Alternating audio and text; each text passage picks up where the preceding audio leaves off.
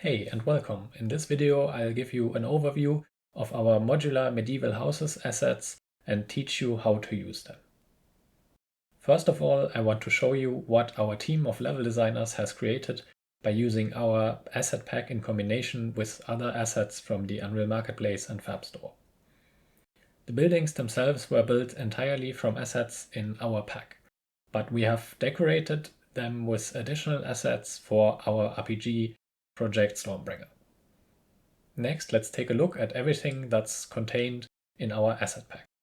The first batch of assets will be used to later decorate the buildings. In this video, I'll focus primarily on how to build medieval houses in a modular way. To achieve this, we'll use the modular floor, wall, and roof pieces. To get started, the most important thing is to set up the grid snapping correctly in Unreal Editor. Our modular pieces are designed to work with 50 cm grid snapping.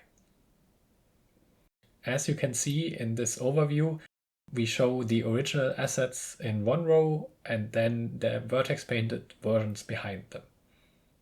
For now, we'll just work with the original versions for a clean looking building. Simply drag and drop the meshes you want to use into the level from your content browser. Our wall meshes come in open, left, right, and double versions. This indicates the placement of wooden beams on the sides of the mesh. Let's start building a house by placing a corner mesh. I'll start by building the shorter wall of my house. This means that I can mostly work with regular wall meshes and just place one window mesh to let some light into the building.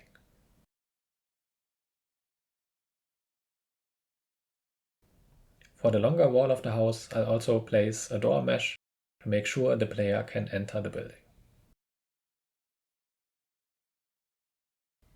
To make sure that the modular pieces snap together correctly, their rotation has to be aligned.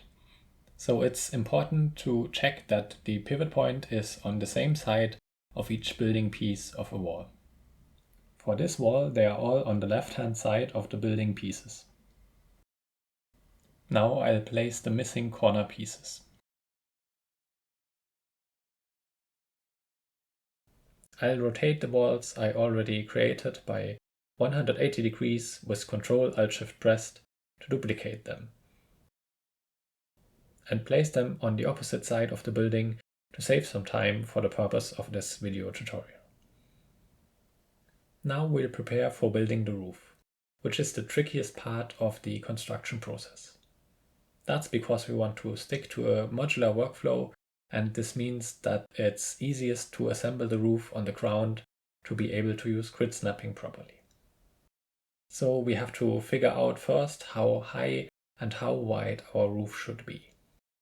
Figuring out the width of the roof is quite easy, since the vertical wooden beams on the wall pieces are always 2 meters apart. Since our roof is 8 times 2 meters wide, we need a 16-meter wide roof.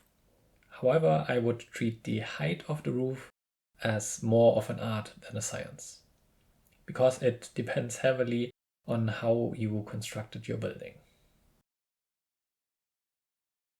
By default, 35 degrees rotation works quite well as a starting point to align the roof piece with the walls.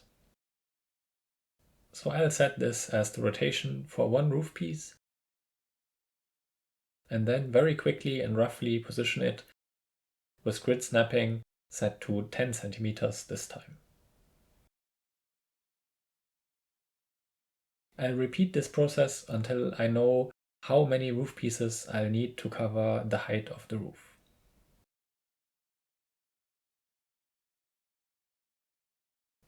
Now it's time to assemble the roof on the ground floor. I'll use the 4-meter long modules, so I'll need 4 by 4 pieces for this roof. I'll set its rotation to 35 degrees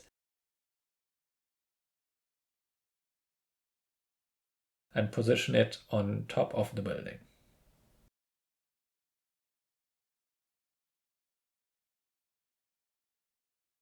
Last but not least, I'll duplicate this side of the roof and place it on the other side of the building.